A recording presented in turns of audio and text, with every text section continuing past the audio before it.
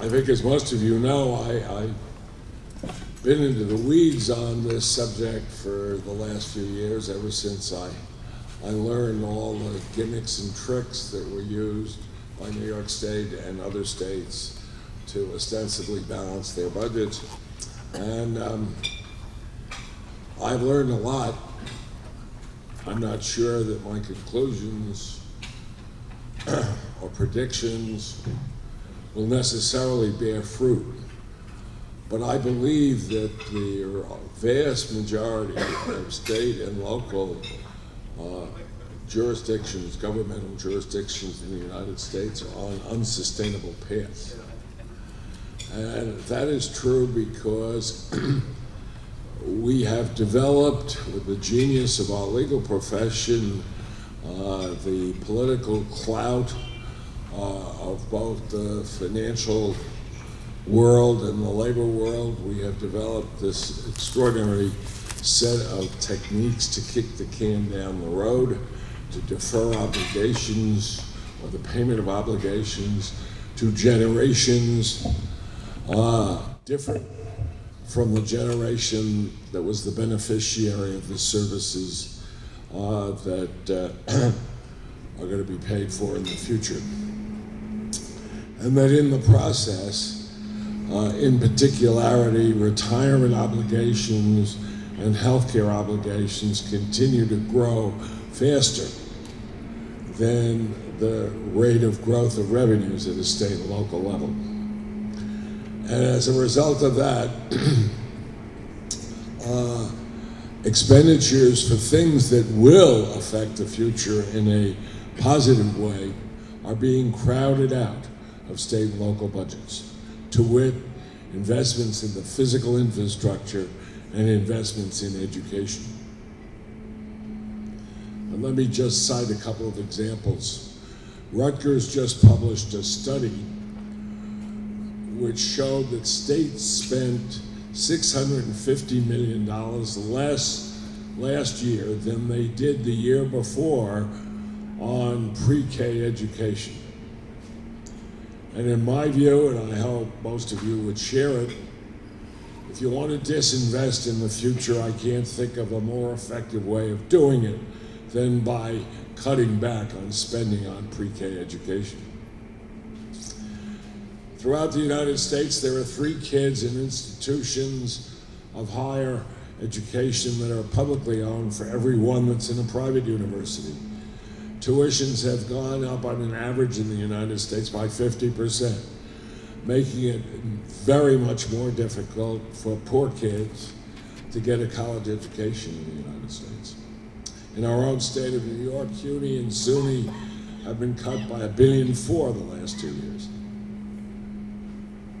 And whereas they've been given greater authority to raise tuition without political interference, the fact remains that the burden on poor kids is not a formula for growing this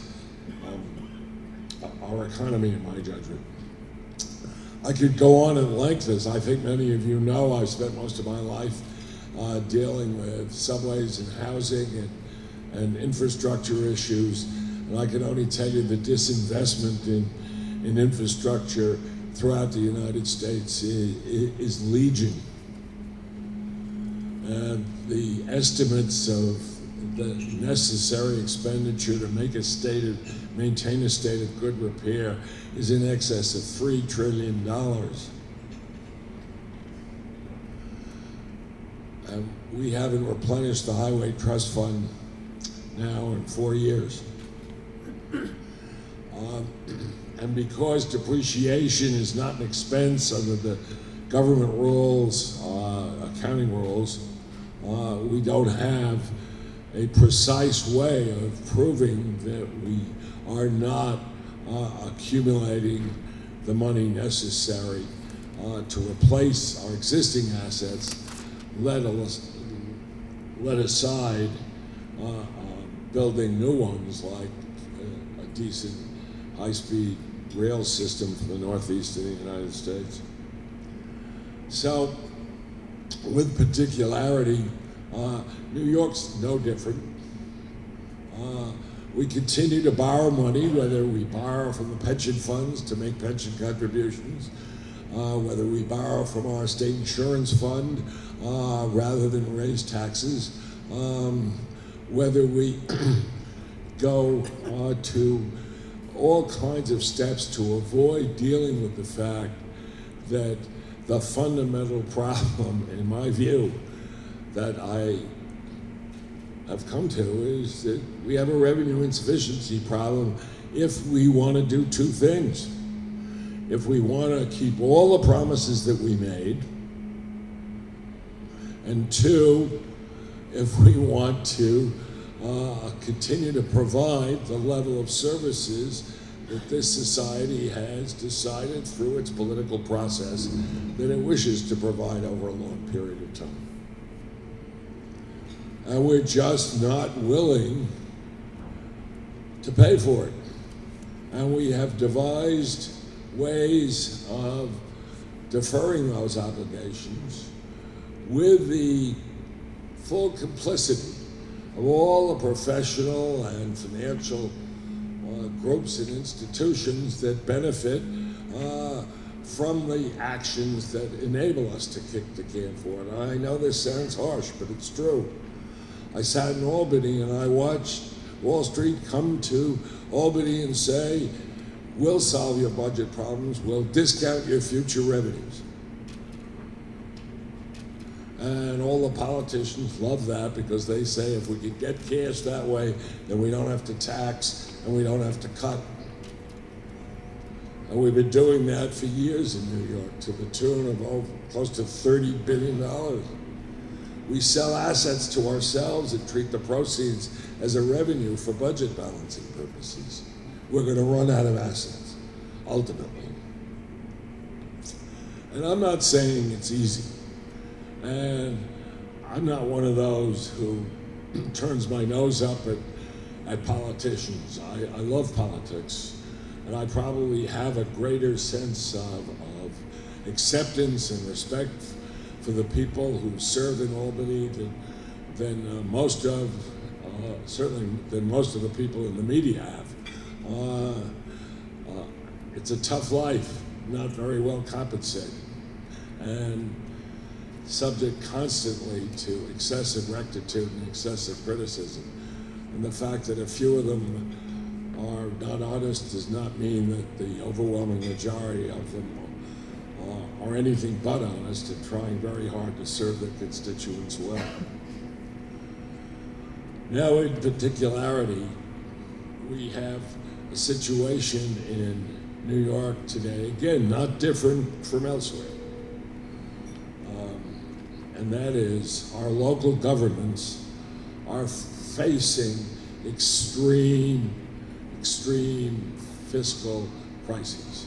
And that is true because the general condition that I described can be stated in a very simple way, and that is fiscal stress rolls downhill. So when we read, as we do in our major newspapers and in our Sunday morning shows about the federal budget crisis, and we hear all kinds of plans and schemes to reduce the federal deficit, I have not heard from any senator or member of Congress, let alone the White House, any question about what impact those reductions in federal spending are going to have on state and local budgets.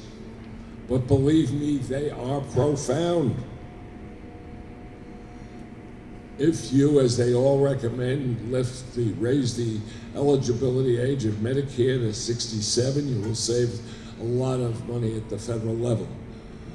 But every state and most local governments have, as you know, promises to make contractual obligations to make healthcare, pay for healthcare for retirees until they're eligible for Medicare.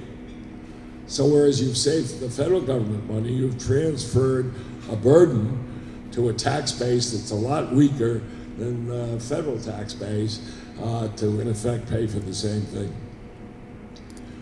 You have, I use that as one illustration, limiting the use of tax-exempt financing will not only raise borrowing costs for local governments, ostensibly produce more revenue at the federal level, but in practice, since the budgets are constrained to begin with, there will be reduced investment in infrastructure as a result of the effort to reduce the use of tax-exempt financing. I could go on with illustration after illustration, but I remind you that it's also what happens between the federal government and the states. And I should say the federal government has about $650 billion in the discretionary budget of the federal government that is passed through to states. And on an average, about 30 to 35% of all state budgets contain, or 30 to 35% of the state budgets, money that comes from the federal government. And roughly the same thing happens between states and local governments. About 30 to 35% of the money that local governments spend comes from states. And so when the cuts come both at the federal and state level, the local governments don't have anybody left in the food chain to pass the burden on to. So they are suffering from an extraordinarily and rapidly growing deficit. And they are the ones that provide the services: police, fire, sanitation, basic essential services for people in this society. And then when you add a tax cap to that and deprive the local government official of being able to raise the only revenue they can raise without the permission of the legislature, you make it tough, make it even tougher, even though it's very popular because people don't like to pay property taxes, and I certainly understand the politics of it. And again, without going beyond either my time limit or your patience, I have to tell you that we need desperately to address these questions in our own state. And they're not going to be solved by creating restructuring panels. And they're not going to be solved by creating control boards. They're going to be solved by the political system doing three things. One, everybody who has a responsibility, government, has got to figure out how to reduce their costs for essential services as best they can, through efficiencies, through consolidations, through shared services. There is no dearth of ideas to do this. Mike Hein, who I see in the office, the county exec of Ulster County and head of the Counties Association of New York State, is trying, has achieved a lot in his county, and is talking to some of his colleagues. And I know many of the county execs that are trying. The mayor of Syracuse, who you'll hear from shortly, has been doing the same thing in Syracuse. The mayor of Yonkers has tried. Nonetheless, they all face, over the next few years, budget gaps that are not closable under the current system of revenues, of public subsidies, and statutory obligations with respect to retirement benefits and constraints on their collective bargaining. And unless those are modified, we're going to see a repetition of what's happening in California. I don't think there are going to be any fairy godmothers descending that are going to bail us out. And the older industrial states like New York have an even tougher burden than other parts of the country because there's so many fundamental economic facts that make it harder to grow.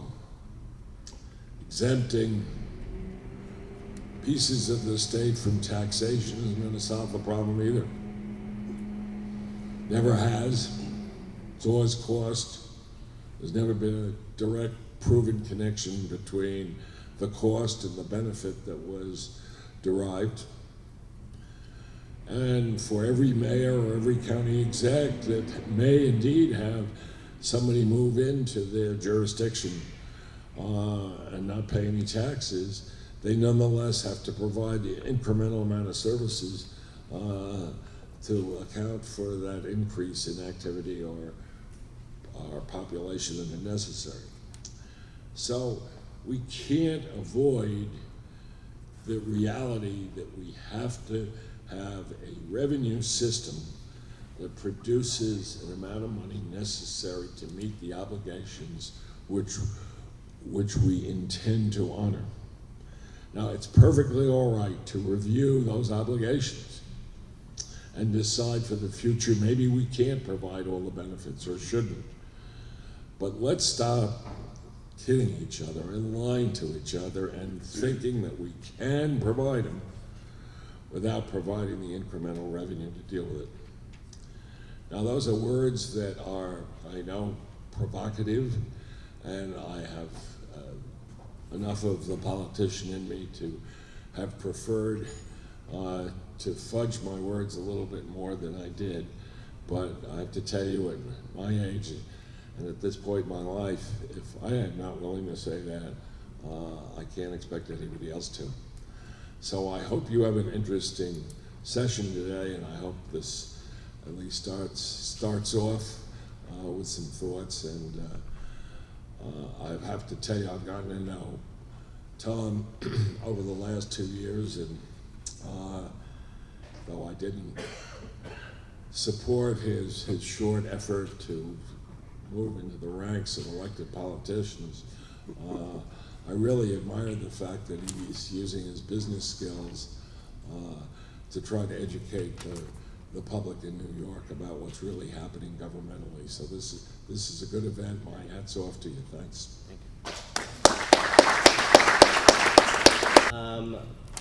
Thank you very much to all of you for joining us. I'm Morgan Pehme. I'm the editor of City and State. We have a really tremendous panel this morning, so I'd like to kind of jump right into it. There's a lot of substantive and important ground to cover. From my left is Mayor Stephanie Miner of Syracuse, Erie County Executive Mark Poloncarz, Ulster County Executive Mike Hein, and Rensselaer County Executive Kathy Jimino, all of whom have deep insight into the subject at hand this morning. Some of us are unfamiliar with the kind of financial dynamics in your respective municipalities, so I was hoping that we could start with a kind of summary of the situation that you're looking at as a county executive or as a mayor. People don't think about the other 90% of our budget, which is Medicaid, temporary assistance for needy families, those types of programs that we have to fund, and we really don't have much control over. But thankfully in our community, we went through what a lot of other counties are going through right now. Unfortunately, we're still seeing some of the same issues, and it's just going to be one of these things there. Until we can rein in the costs associated with the mandates that are pushed down by Albany, eventually the problems are going to reoccur in Erie County, because I'll give you one good example. Our pension costs escalating. In 3 years, the cost for our retiree health care will be more expensive than the cost associated with our current employee health care. And that's something we're going to be paying for about the next 20 years. County Executive Hein? Well, again, I think Tom really said it really succinctly. What we're talking about here, by the way, how uplifting is this conversation? It's fantastic, isn't it? You'd be surprised being a county executive nowadays. You expect there's going to be cheering and screaming and wonderful hollers, but the truth of the matter is we're all facing very similar challenges. We don't need to review what's already been said. There's huge, huge revenue issues, and there's enormous, obviously, expense obligations. Yes, 90% of what happens at a county level is controlled by unfunded or underfunded mandates in those situations. Those are realities, okay? And so we highlight those and we try to move forward. We also look for innovative solutions. That's a conversation that I think every elected official is talking about. And also making those tough decisions that people talk about, we should put them in real terms. We had to devise a brand new strategy to be able to move through transitioning a county nursing home that was in crisis. Tens of millions of dollars being lost on an annualized basis, highly politicized, very sensitive, some of those vulnerable citizens in your communities, all being able to move and transition through, because here are the consequences. We've been able to move through that process. We've designed an entirely new model using an LDC to do it. But the reality is many communities have not been able to move through that process. One of the most recent ones was in Suffolk County, where their nursing home is in the process of closing. Residents are being pushed out into far, far away places where their families have to travel. Employees are being laid off. There's a huge negative impact on the community.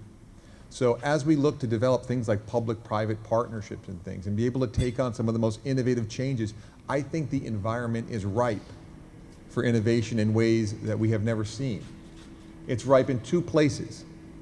It's ripe at the local level like it has always been ripe at the local level. I think local officials want to be able to make significant changes. And I think it's ripe at the state level as well, because what did Rahm Emanuel say? This is not a good time to waste a good crisis. We clearly have arrived at that place where there clearly is a crisis. Now, let's talk briefly about what's going on and how we can move forward. We're moving forward as the president of the County Executives Association with something called PayGo New York. Now, PayGo New York involves stops in multiple places around New York State to discuss two separate things. First and foremost, some of the best innovative ideas that are going on around New York State and breaking down those traditional boundaries between schools, counties, towns, cities, and villages, and identifying what some of those innovative ideas are and replicating them in a central resource.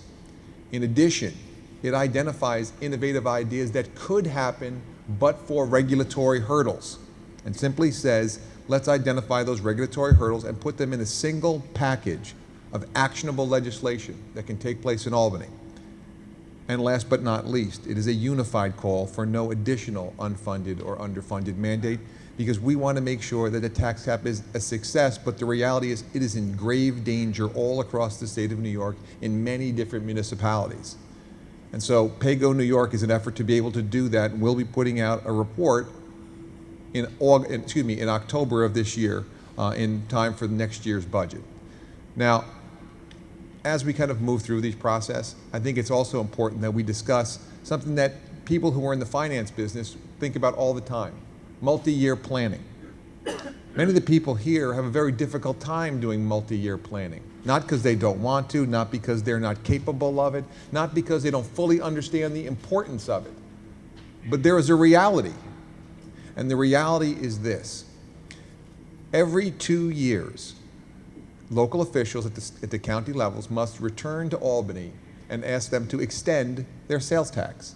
In many places, that's up to a quarter of the revenue that they get from sales tax. And sales tax is an enormous portion of the process, a portion of the funding streams, by the way, that offsets property taxes in many communities. And here's the reality. In Albany, the vast majority of legislators fully understand the importance of this. But there is a handful that use this as an opportunity. It's an opportunity for leverage. In the real world, by the way, they call it extortion. They extort local officials to be able to do something that they want in return for approving standard revenue streams that they currently have. they'll push an additional burden upon a local government that's already pressed to the limit in return for just simply approving the status quo in funding streams. So local officials are committed to innovation, committed to reform. Again, we look forward with PayGo New York to be able to bring forward something that brings forward and knocks down those boundaries, those traditional boundaries between schools and counties and any organizations. But ultimately, it's the citizenry of New York State, the people in this room, the leaders on this dais, and everyone else who will come together and decide once and for all, we want to make fundamental change. Well, we're okay with the path that we're on, but I think, as Mr. Ravitch said so clearly, the path that we are on is a very precarious one. County Executive Jimino. Thank you.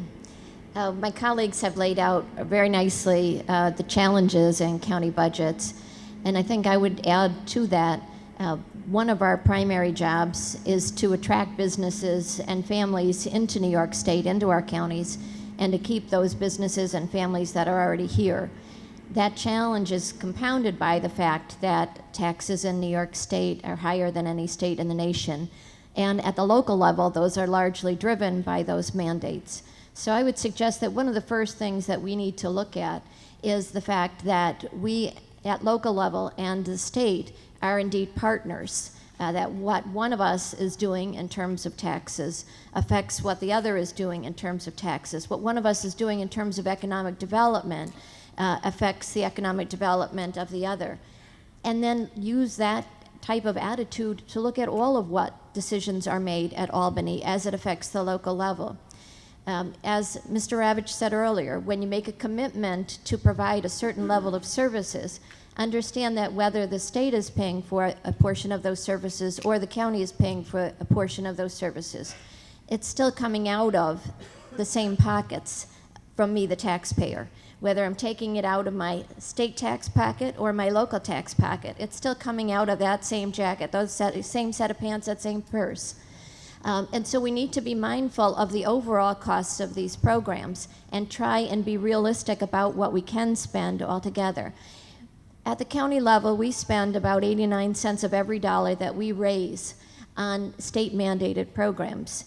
Those rules are established in Albany in terms of, for instance, in the Medicaid program, who's eligible, what services they're eligible for, how much providers will be paid. We cannot control the cost then of 89 cents of every dollar that we're spending. That puts tremendous pressure on the local services, as mentioned earlier, how well we maintain our roads and bridges, whether or not we can put out a sheriff's patrol, whether we can provide senior services, veteran services. And those quality of life services affect whether or not we can attract and keep businesses and families. So we are inextricably linked, and we need to look at the big picture in terms of what can New York State taxpayers afford and what are the services that we can reasonably provide if we're going to not only live within the tax cap, but actually tackle the fact that local taxes in New York State are 80% higher than the national average. And not just cap those taxes, not just grow them at 2% a year, but also lower those taxes so that we can be more competitive, so that we can be more attractive. And as has been mentioned, at the local level, we work very hard at controlling the costs that we can control.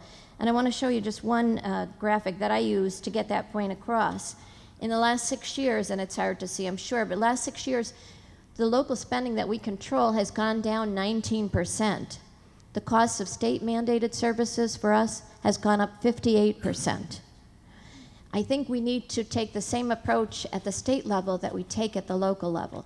How can we control the costs better? How can we manage to reflect in our spending what it is that our taxpayers can afford at any level of government?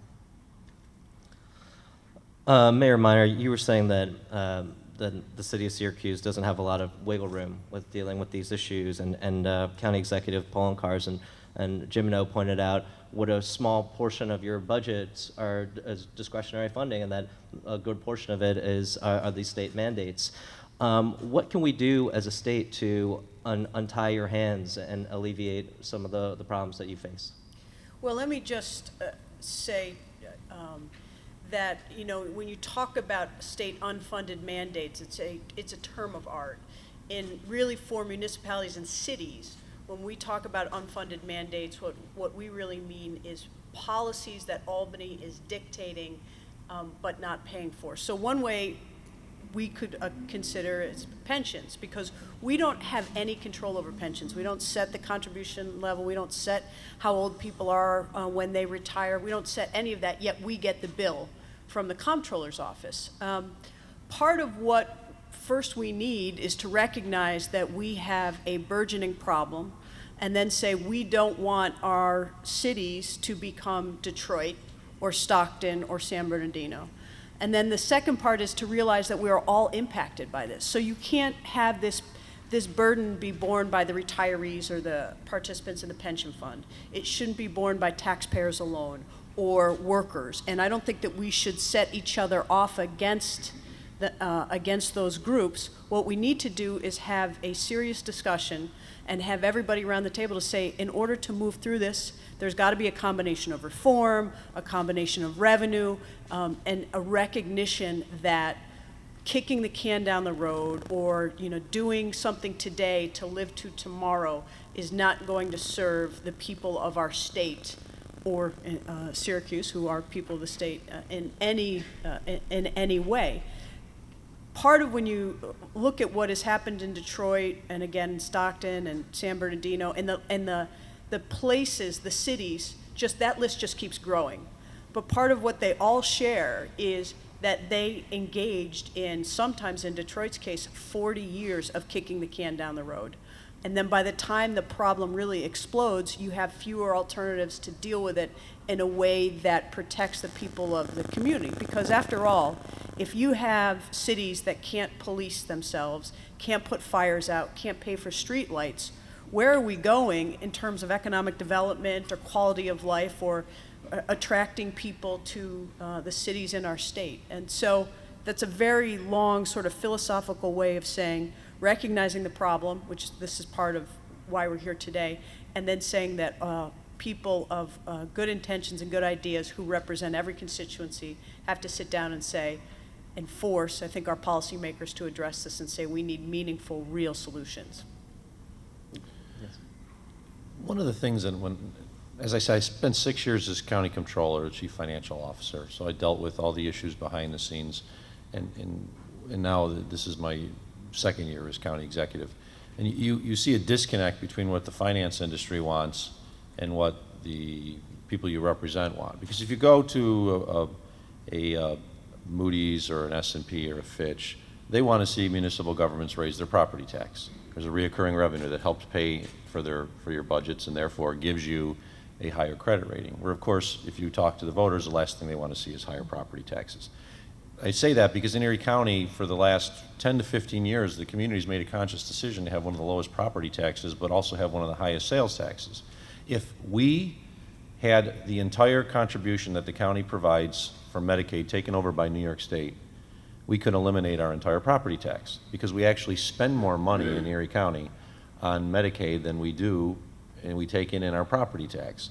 This community made a decision years ago to have a higher sales tax, 8.75%, which was one of the highest sales taxes in New York State. We also have one of the lowest taxable rates with regards to property tax at $5.34. So if you live in Erie County and you have a $100,000 house, and the average house in Erie County is about $120,000, you're only paying $540 a year for your property taxes. It's not a lot of money for the services that you're actually getting. But the public doesn't, there's no appetite out there. Every time a school district has a vote for a tax increase, if it's above the property tax cap, it gets defeated.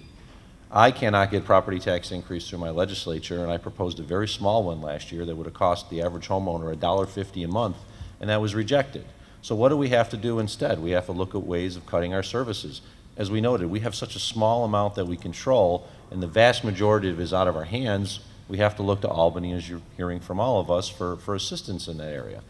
And what we're seeing from Albany is helping out. I'm not gonna sit here and criticize it because just the cap on Medicaid growth, which will take full effect as of next year, is having tremendous impacts.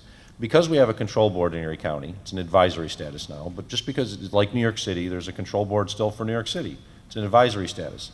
The control board for New York City requires New York to prepare a budget and a 4-year financial plan.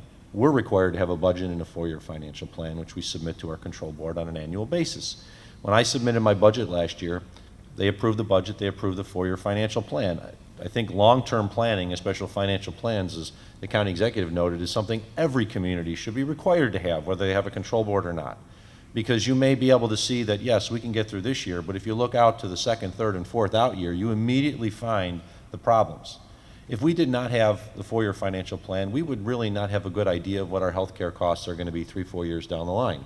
And we know within a 4 to 5 year period, the cost for our retirees' health care is actually going to be greater than the cost for our current employees' health care. And how do you solve that problem? You don't.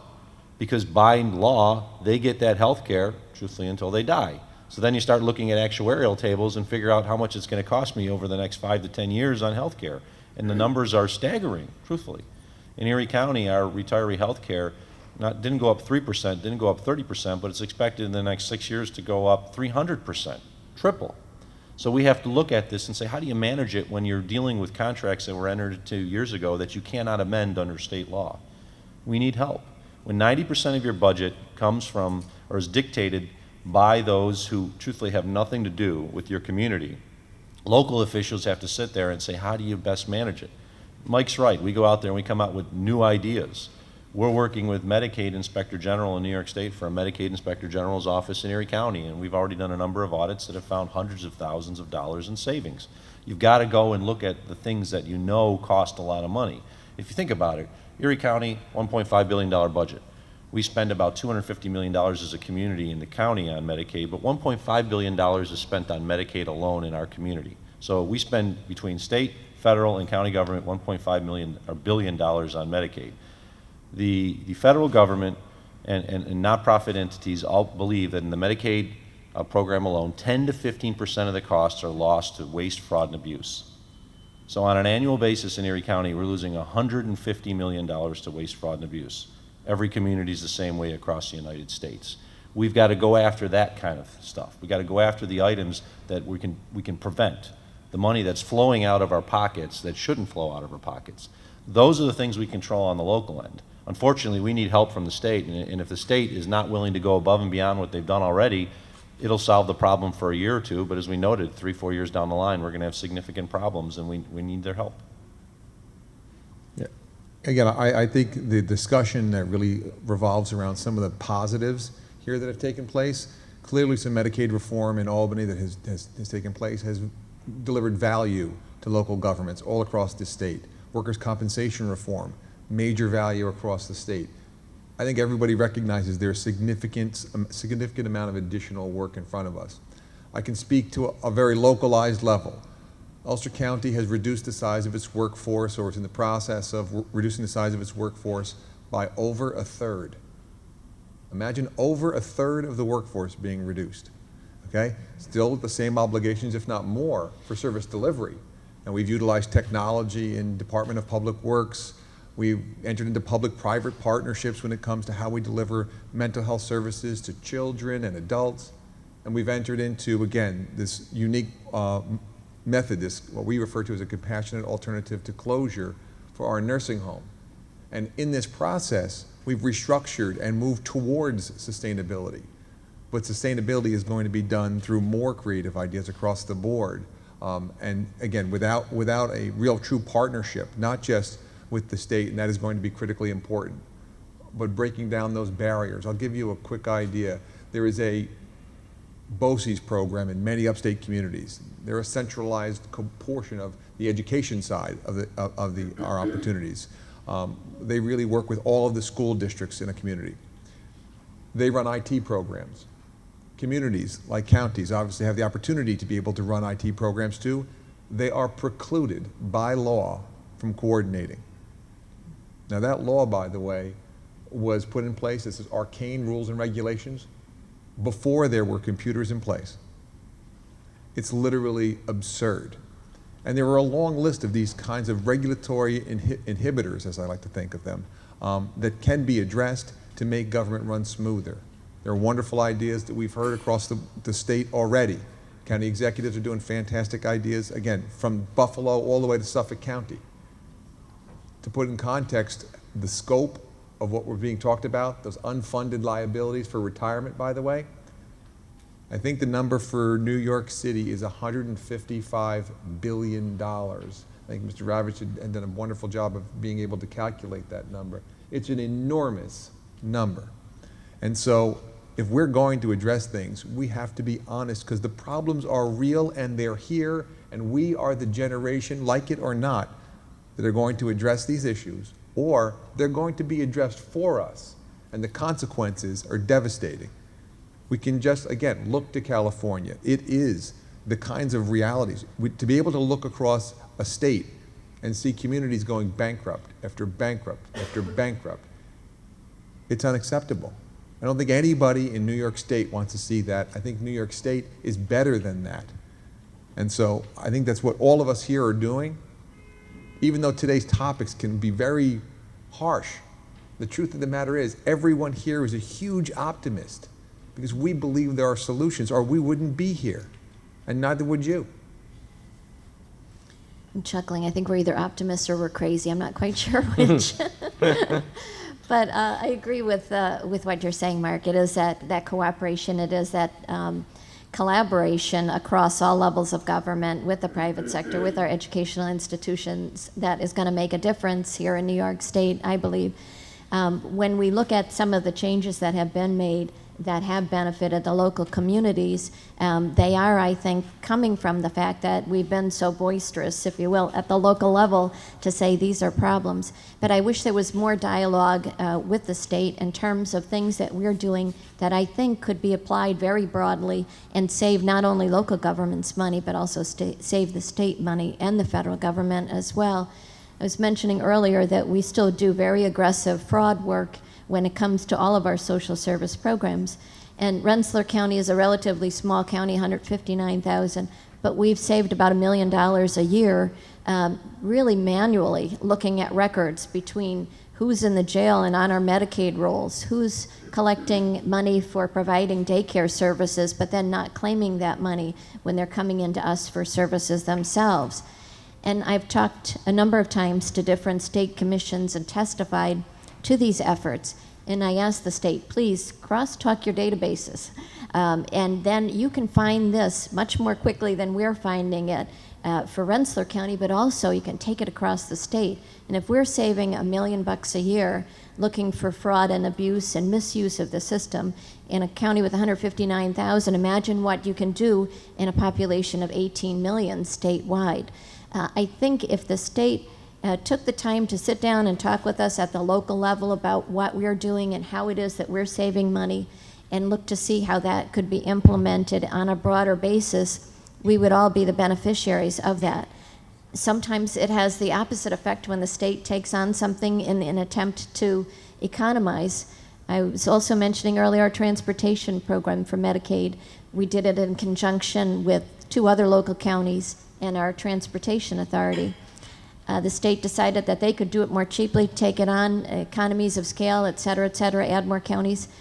We're now paying 25% more for Medicaid transportation than we did. So I think there's a lot to learn from what we experience on the front lines, so to speak, in the trenches, if you will, that could benefit decision-making at the state and could benefit both policy and legislation to all of our benefits.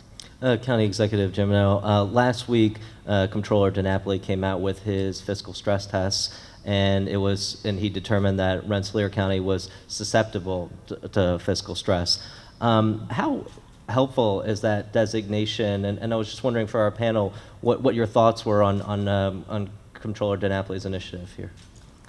I think it was very helpful, actually, although that sounds odd because we're listed as a county that is susceptible to stress, and we're among just a handful of counties that came out in that report with any level of stress. But it is helpful because it reinforces what it is that we're all saying, that the mandates that we're having to pay for at the local level, that we can't control the costs of, are putting tremendous pressure on our budgets, are putting tremendous pressure on our ability to maintain local services, and our ability to attract businesses and families into the state and still live within the tax cap. So, which is something that we want to do. So it's all very much of a pressure cooker. And I think the Comptroller's reports identify that very clearly, that though we are in much better shape than we were even 7 years ago, we've gone from about a $4 million fund balance to an $18 million fund balance on a $300 million budget. It's still not enough. It's still not enough of a cushion, and we're still in a situation where a change in state law that negatively impacts our budget can have disastrous effects on us at the local level. So I was very appreciative for the comptroller putting that system together and for making that very public so that all of our constituents know what we're grappling with. Any other thoughts on the stress tests? Well, again, I think anything that identifies the seriousness of the situation, drives conversation, and forces action is a good thing. So having the comptroller's office come out and do these types of evaluations, I think, is a critical part of the role of the comptroller's office. I think we also have to be really honest, and the honest answer here is, in New York State, there's 11,000 taxing jurisdictions. 11,000 taxing jurisdictions. No other state in the union is anywhere near it. There is a reality in business, and as a former business banker, I understood one thing. I always joke around. I say, I'm a recovering business banker. I'm doing just fine. But the reality is, in these situations, no one is trying to get more like us in the respect of adding more and more and more taxing jurisdictions. And there is a reason, because ultimately that system cannot support itself. So there's a reality also that we're going to have to address those 11,000 taxing jurisdictions in some way, shape, or form, or that will be a pathway that we won't be able to turn back from. Do we need to think about consolidation as a way to deal with that? I don't think there's any question about that. In business, when no one's trying to get more like you, you may have a fundamental problem with your business model. Again, there is nobody trying to get more like New York State when it comes to the number of taxing jurisdictions. And so I think the governor has spoken to the issue of consolidation. I couldn't agree more. There are times and places where it makes perfect sense, and unfortunately it hasn't happened, and there hasn't been a pathway designed that makes it work well enough at this point. Let me just say and add to that a couple of other thoughts. I think the comptroller's reports that he has done are helpful in not just saying these are communities or cities under fiscal stress, but also sort of unpacking what's causing that fiscal stress, because in order to have meaningful solutions, you really have to address what's causing those drivers. And so I think that is helpful. So particularly in the sort of 30-second soundbite world where it's easy to be dismissive and say, oh, it's just poor management, they're bad leaders, or they're tax and spend Democrats and they can't make any tough choices. And I agree about the taxing levels and consolidation and shared services. And in Syracuse, we've been working very closely with our county to do shared services and other initiatives and innovation. But part of that can also be somewhat of a canard too, because my largest cost drivers in the city of Syracuse is my police department and my fire department. We have the only professional fire department in the county. We have the largest, most sophisticated police department in the county. Who am I going to consolidate that with? And even if we consolidate that just pushes those trends to another government if you don't solve that underlying problem. But I also think it's helpful to sort of see how this works out when it gets to my desk as a mayor. This is how it comes out. So we have made a commitment, and I've made a commitment, that we are going to pay our bills as they come in. And we are not going to engage in things that I don't think are fiscally responsible. So we're paying our pensions, and it's tough. And it is growing exponentially, and our revenues, as I've said, have stayed flat and actually have declined in many cases. So I've been working closely with the county executive. We have this great idea that we're going to put in an IT system, and our vision is that we'll have one bill-paying personnel human resources department that will figure out all of the paychecks and who gets paid, and it will be available to every government in Onondaga County. And the idea is that instead of having every government have 3 or 4 or 5 people in charge of personnel costs and paying bills, that we'll have one department eventually of maybe 5 people with all of the technology. Now, the Syracuse's IT department is probably 1 or 2 steps above a gerbil with a couple of rubber bands. I mean, it's bad. Because money has been so tight, it's gone to other things. So now we say, okay, well, there's been a revolution in technology that's going to help us become much more efficient. We can implement this. We want to do this. This is going to save the people of our community money. And so we say, all right, well, we think it's going to cost us between $5 million, what we estimate. Then you always know with technology it's going to cost you more. So we want to bond for it. So what aren't we going to bond for? Am I not going to bond for pools in our parks because they're 10 years past their maintenance? Am I not going to bond for police and fire cars for 2 or 3 years, because we're not spending $5 to $7 million a year on police and fire cars? Am I not going to spend for maintenance on the buildings? Then you say, well, maybe this is the kind of idea that it would help to go to the state and say, look, the upfront costs are big, but over the return on that investment is going to be huge. And also, this is one of those ways, because we have an aging workforce upstate, that we can do it through attrition, so there's going to be less pain. Looks like a really, all things put together, a win-win. And the state says, you know, what we have available for that kind of shared services or consolidation agreement is at $1 million. $1 million isn't going to help us. And so, as a mayor, as a county executive, those are the kind of choices you have to make or figure out how to make, because you know in the long term, this investment in technology is going to help you, that return on that investment. But, you know, this famous economist said, in the long term, we're all dead. So I've got to be able to provide recreation for the young people in my city and open pools to keep them safe and in a healthy environment, and that's why people live in cities, so that they can have access to that. I've got to have fire trucks, I've got to have police cars, I've got to have city buildings and community centers with air conditioners. So what's going to give? Which one isn't important? The answer is they're all important, and unless we have a partnership that meaningfully looks at these problems and comes up with real solutions, you're going to start seeing municipalities having to make those choices, or you're putting municipalities in the situation where you're saying, make these terrible choices or kick the can down the road, and we're going to blame you for not having the political will or guts to make these tough choices. If I could comment for a minute as well on the consolidation shared services idea, because we've been kicking that around a little bit. We have a group that meets periodically of all our municipalities and our school districts. And we have looked at the BOCES model and wondered, can we do something of that type on a county-wide basis that would not just talk about municipalities, but also school districts, so that we're providing services in a consolidated fashion without having people feel as though they've got to give up their municipality. People like the closeness of the village government or the town government or the city government. They like to know who their local official is and to run into them at the supermarket or church or the firehouse breakfast. But if we could consolidate the services in the way that BOCES does, so that we're getting the economy of scale, then we should be able to save a lot of the costs that you might if you could talk people into consolidating their government into another level.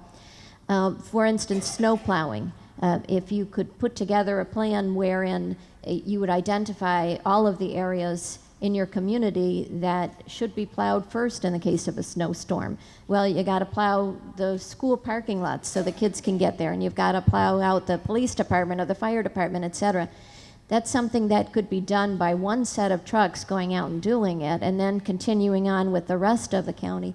But under one leadership, under one entity, so that you're addressing your community as a whole rather than seeing these imaginary boundaries where the village ends and the town begins, or the city begins, or the school district begins.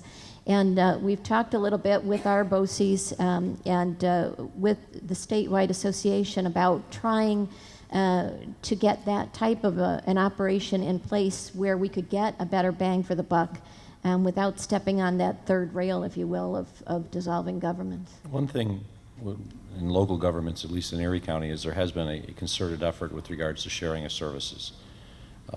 Erie County has multiple memorandums of understandings, agreements with various towns to be sharing services, whether it's snow plowing, assessing, you name it. The one thing that you're not going to see, because New York is a home rule state, is the consolidation and elimination of governments. Kathy's right. There have been attempts in Erie County to do that. There's an advocate in Erie County who wants to see villages disbanded. And he'll get some of his folks to go out there. He pays them. They go door to door. They get petitions signed to have a dissolution vote among the voters to dissolve villages. And every time he does this, it overwhelmingly fails because, as Kathy noted, people want their village government. They want their town government. They want their school districts. We have so many school districts, it's ridiculous. There's a town in Erie County called Cheektowaga, which used to have about 125,000 residents. It's below 100,000 now, and the average age is over 50. It still has 5 school districts, and they're just finally coming to the table now to discuss, well, maybe we should merge these school districts because we don't have anywhere near the students we once did. I think that's where you're going to see it happening, whereas on the sharing of services, because if it doesn't happen, we're not going to be able to afford to just do it on our own in the long run. And with regards to your original question on the comptroller's financial review analysis, Erie County is still being reviewed, so I don't want to say anything negative about it. We're hoping for a good review, but I did see the reports that came in when they were announced. And what the comptroller is releasing is basically the same thing that you'll see in a report that's issued by the rating agencies, whether it's Moody's, S&P, or Fitch. But no one in the public ever sees the rating agency reports.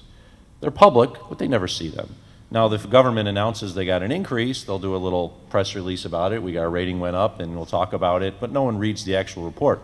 What the comptroller is doing is taking what they do, the rating agency analysis, and now putting it into a document saying, not only am I going to tell you whether this county or this town or this village is in distress, I'm going to tell you the reasons why, which is the same thing that we'd see in the rating agency report. But for the first time, it's really becoming public, and I think that's a useful tool because it tells not only the elected officials what they're doing right or wrong, but it is telling the public where the significant problems lie, and you have an independent body doing it as compared to the elected officials themselves who, I'm an elected official. People don't always trust everything that comes out of your mouth. When you say everything's great, they'll always question it. But when an independent body does it, there's a lot more strength to what's included in the report. So I think it's good in the long run, and we'll certainly hold accountable elected officials because someone's telling them what they've got to fix, that the public can say, yeah, I trust that. I'd like to open it up to questions from the audience, but I want to ask one last question before I do. It seems like oftentimes that we hear from state officials that the problems with municipalities rest very much with the decisions made in the past by municipalities, that some of the one-shots that County Executive Poloncarz was talking about. But when you talk about so much of your budget being taken up by these state mandates, and you look at things like the way that the ratio of the division of the cost for probation has gone from like 90-10 or 85-15 in favor of the state paying the 85 share to now where you pay 85%. I mean, isn't ultimately the culprit here the state legislature? I mean, aren't they really the people who are giving you, aren't they the source of your problem? Well, I mean, Morgan, I think one of the things we have to acknowledge, and I think you touched on it very briefly, but a good example of this is probation. Now, probation oftentimes is driven by state rules and regulations. For a long period of time, the state funded the probation operations to the tune of about 85%, 15% local. Then over the course of about 8 years, it completely 180 degrees turned around. And now probation is funded 85% by local governments and only 15% by the state. Now, nothing changed. Actually, more rules and regulations went into place over that time period. And so what we found was this: at the local level, in that specific situation, the state was actually counting that as a revenue in the budgets, like somehow they had done something good. There was no positive action taken at the state level in that situation. It was simply a budget gimmick. And so shifting that burden over to local governments. Now, local governments acknowledge their responsibilities, and that's why you will see some of the most innovative ideas coming out of local governments. Oftentimes, it's the mother of necessity in these situations. But I think it's important that we acknowledge all of us need to be partners. So it's not about placing blame as much as it is about saying who are going to be our partners in the solutions. So county governments, city governments, everybody, I think at this point is to the place where they're saying, we recognize the volatility of the situation, we recognize the situation that we are in, and we want to have partners in the process, and we are reaching out. And there are some wonderful partners at the state level, and there are some who are still clinging to the status quo. But the question really before us is, if we are going to continue with the status quo, we are going to go to a place that none of us want to go. So we are looking for partners, and we are always optimistic that we'll find partners at the state level. What we're seeing here is not going to end tomorrow. It's not going to end in a year or two. It's going to continue until there's been some systematic change with regards to how states fund their services, and if they're passing them down to the localities to fund them, then this is going to continue.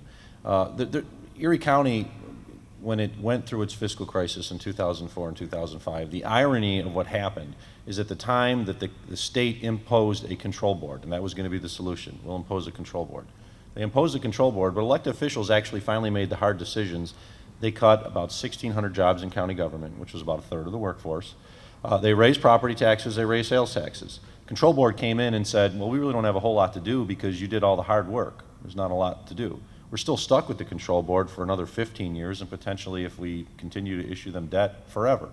That is not a solution. That's why I say anybody comes out there and says they have the state come in with a control board is a solution. It's not. What was funny is the comptroller at the time, Alan Hevesy, said Erie County needed adult supervision. I think there's a lot of people in this room who would think that Albany needs adult supervision.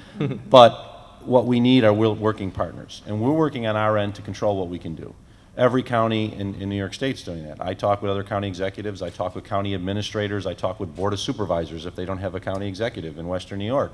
And we're all working under the same area, and we're all feeling the same pain. It's not like one big county, an urban county is feeling something different than a rural county is. Everyone's feeling the same type of issues. The question is, where do we go from here? And we need to have a better understanding, I think, of county governments understanding always what's happening in Albany, and Albany always understanding what's happening on the local level. Because truthfully, I don't know, and nor do I think in many cases, does an assembly member or a senator from Manhattan or Bronx really understand the issues that I have in Erie County. That's just the way that New York State's set up. I'm not being especially critical of that person, but I understand. You go to the assembly, you're to represent your assembly district. You're not to worry about what's happening in Buffalo or Cheektowaga, because you're there to represent your assembly district. But in the end, the decisions that assembly member or that senator makes are going to have a direct impact on what happens in Buffalo and Cheektowaga, New York. And so I think we just have to have better lines of communication so truthfully they understand. And I would love to have more of those assembly members and senators come up to Buffalo and see what we're dealing with. I'll be open and invite to them to do that, and I will continue to do that. Not many of them take up on it, though. I would just say, I think about it from my experience, government is a moving train, and those of us who are elected, you jump on and then you jump off. It doesn't really behoove any of us to sort of say, well, somebody else in the past caused that, so therefore it's not my problem. No, we're in office, it's our problem, whether we directly cause it or not. Where can we see online details on the state barriers such as the BOCES, other IT? That's really one of the things that we're doing through the project that we're moving forward with PAYGO New York, is to centralize those barriers. See, what happens now is each association brings forward bits and pieces, this information. Each municipality identifies one of these barriers in bits and pieces, and no centralized location. I think you speak to the need. Exactly, it's in formulation right now. We expect it to be finalized in October. But for instance, the State Association of Counties has on their website a report that they prepared with, I think it was 150 suggestions to the state legislature about how to better control costs of the programs that they mandate that we provide. And so I imagine the other Association of Towns and NICOM would have similar information on their websites. I would disagree with your premise that special taxing district consolidation won't save money. I'll give you a good example, at least in Erie County, volunteer fire departments. Now, you don't pay a salary for the volunteers, but you got to pay costs associated with the equipment. There's volunteer fire departments in Erie County that basically represent 1 square mile. But they all have a pumper truck, they all have ladder trucks, they all have rescue squads, and invariably most of these organizations all go on mutual fire calls anyway, which mean 5 or 6 departments come together to handle a small little grass fire. You could, and I talked about this, I was excoriated by some volunteer firefighters, other ones agreed that it was the right thing to do. You could merge volunteer fire department districts, still have all the volunteers, have the necessary equipment you need, but you'd save money on an annual basis because you're not buying as much equipment. And that's small dollars in the long run, but all these small dollars, when you look at this, does add up. This gentleman here. Yeah, my name is Nick Chehalis. I was an investigator for the state of New York, retired. My wife owns a company called PEC Group of New York. That's a security guard company. We do work in every one of your counties except Erie County. You have Golden Hill, you're closing up. That's what you were explaining to me. I'm firing. I would like to make sure we're not closing it. We are transitioning it over into private The ownership. transition is not being looked at properly. And I understand that we're going to terminate about 5 security guards in your county. They were prevailing wage, right? Now what's going to happen, in whatever you do there, I don't even know what kind of a company is taking it over. Okay. But they just threw us out and said there was no need for security guards. So if it is a company that is going to be servicing people with some needs, you're going to have your police department there, your county police department. It's going to cost you more than having now. If it's privatized, it will not be a prevailing wage. I can pay those guards lower. They need those jobs. It's going to be people out of your county that's going to be out of work. Well, Nick, I don't mind addressing this at all. Here's the reality. The choices that you're talking about are the balancing between public and private. What we're not touching base is the actual premise, and the actual premise was open or closed. Okay? Closed, not just those 5 security guards, but 300 other medical professionals would have gone out of work. That's not taking place now because of that transition. And yes, there is no question some of these decisions are painful and have consequences, but there is a reality. The premise you're talking about is actually the premise that holds on to the status quo. The premise that simply says, we're going to discuss this differently, public or private, we're going to cling to one way or the other. And the truth of the matter is, the discussion has moved way off of that to open or closed in those situations.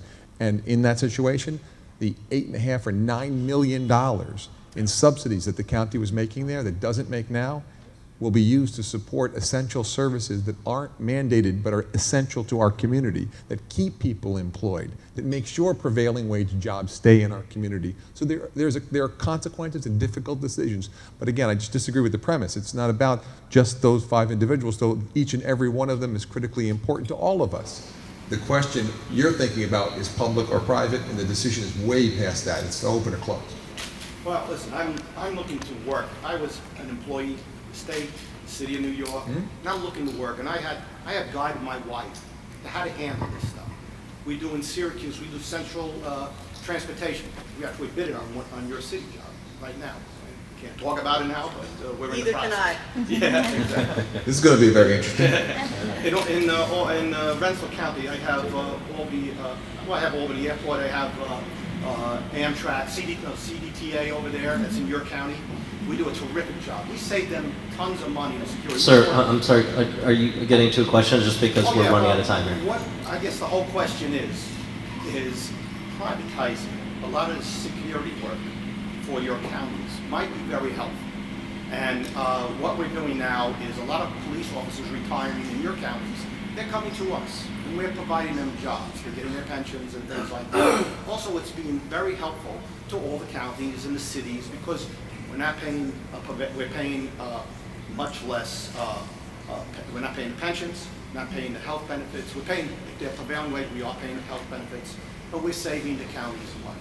Okay, I'll take that as a statement rather than a question. All right, that's good. Yes, one last question is Mr. Heyday. I'm Steve from Manhattan Institute. You guys talked about comptrollers and active fiscal stress test. I'd also be interested in hearing the panel's opinion on Governor Cuomo's financial restructuring panel. Well, I think as you gathered from some of my comments, the issue with the city of Syracuse is that we have operating expenses, largely labor costs, that are far outstripping our revenues. And the financial restructuring panel can't address those causes. So it may work, or it may be helpful for smaller governments which have other things that they want to restructure. But when you look at what is driving us to insolvency, it's labor costs, and the restructuring panel, as best I can tell from reviewing it, doesn't have any ability to address those. I think it's a useful tool, but once again, the problems that we're facing are much more structural in nature and beyond our control. So even if you have a board that's going to make recommendations, once again, you have to make a determination. As a local government, I only control 10% of my expenditures. A good example is that we lost revenue in Erie County as a result of the census changes for our Meals on Wheels program. Because when they do Meals on Wheels from the federal government and the reimbursements, they base it on the size of the county, not the adult elderly population. Our elderly population went up. Our population from 2000 to 2012 went down, so we received less money for Meals on Wheels. So what do I have to do? I have to decide what kind of food we're going to be serving to adults now. Previously, adults wanted salads. It costs more for a salad. I've got to get rid of salads even though they want salads. Those are the decisions that we have to make, and I don't think an additional board is going to come in there and say, here's how you fix it, because in that regard, they don't want to fix that. They don't want to make those policy decisions. They want to say, here's where the financial issues are. We know what the financial issues are. Everyone sitting on this dais knows exactly the financial issues of their community. And they're really not that different from community to community. So the board is a helpful tool, but in the end, the problems that we have to address are those that largely are out of our hands. If I could just answer that briefly as well. In one of my prior positions, I was brought into the city of Troy when they had a change in administration due to the fact that they had mortgaged 7 of their buildings to the tune of $35 million and had a budget presented that had about half the general fund funded with bogus revenue. So we had a huge restructuring there that we underwent, and we brought in the state and ended up with a control board as well. And the idea of a control board or restructuring board is good, I think, for one thing, and that's to highlight to the public just how drastic the situation is.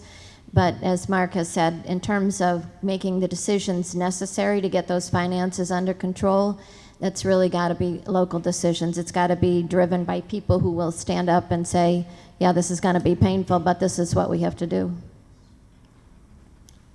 I'm sorry we don't have time for additional questions. I want to thank the panel, Mayor Miner and County Executives Poloncarz, Hein, and Jimino. Please give them a round of applause. Thank you. Thank you. Thank you.